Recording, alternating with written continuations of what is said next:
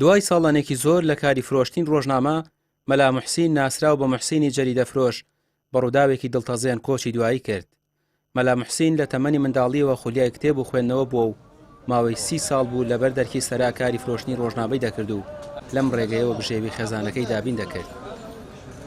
البته کاک مەلا موحسین یەکێکە لە ڕۆژنامە فرۆشە دیێرینەکانی شاری سلێمانی. من لە سەرەتای ساڵانی 90ەکانەوە ئەیناسم بە دەقیقەش لە ساڵی 1993 من لای کاک مەلا موحسین ڕۆژنامە و گۆڤار و کتێبەکڕم بە زیاتی ڕۆژنامە و گۆڤار هەتاکو مانگێک لەمە پێشی من تاکو پێرش گۆڤارم لای ئەو کڕی و هەرچەند چەند مانگێک زیاترە بۆ خۆی تەندروستی تەواو نییە خۆی نەهاتە کۆشکەکەی بۆ فرۆشتنی ڕۆژنامە و گۆڤارەکانی، بەڵام من سەردان مانگێک لەمە پێش هەواڵیشم پرسی لە ڕێگەی فەیسبووکەکەی هەواڵی تەندروستیم پرسی، ئێسش دەنگەگەیم لایەکە وەڵامی دامە و سوپاسی کردم.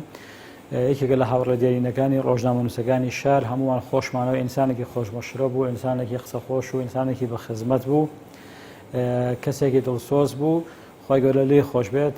ئەمڕۆ بە نەخۆشی کۆچی دوایی کرد و کۆشکەکەی و ڕۆژنامە نووسەکان و گۆڤار و ڕۆژنامەکان و هەمووانی بەجێهێشت. مەلا موحسین کەسێکی کۆمەڵاتی و ڕۆشنبیر بوو. بە بەردەوامی کارکردنی لەبەر دەرکی سەرای سلێمانی سەرقاڵی خوێندنەوە و فرۆشتنی ڕۆژنامەکان بوو. هاوڕێ نزیکەکانی باز لەوە دەکەن مەلا موحسین بە درێژایی ساڵانی کارکردنی لە کۆشەکەی دڵی هیچ کەسێکی لە خۆی نەڕەنجاندووە و هەمووان ژمارە نوێیەکانی ڕۆژنامە و گۆڤارەکانیان هەر لە مۆرگرتووە.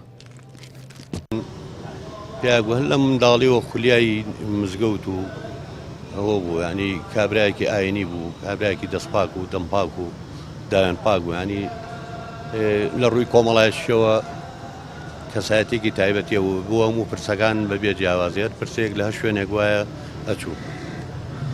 کاک مەحسین هەر لە منداڵیەوە قوتابخانە قۆناغەکانی بڕیوە، قۆناغەکانی قوتابخانەی بە سەرکەوتووی بڕیوە، بەڵام بە بەردەوامی ڕێکی دەنگخۆشیش بوو، بانگیشیەدا لە ڕووی دینەوە زۆر قایم بوو، لە ڕووی کەشوانی کەسێکی کراوەش بوو، کەسێکی ڕووخۆش بوو، بەڵام هەموو ژیانی ئەم کوڕە ئەنی ژیانی بەمەینەتی لەسەر بردووە بەڕاستی، ژیانێکی کولەمەرگی، ژیانێکی مەینەتی، ژیانێکی ناڕەحەتی، یعنی هەمیشە ململانێ بووە، ینی لە تەمەنیا تاو کاتی کۆچی دوایی کردووە هەمیشە ململانەی کردووە لەگەڵ ژیانم.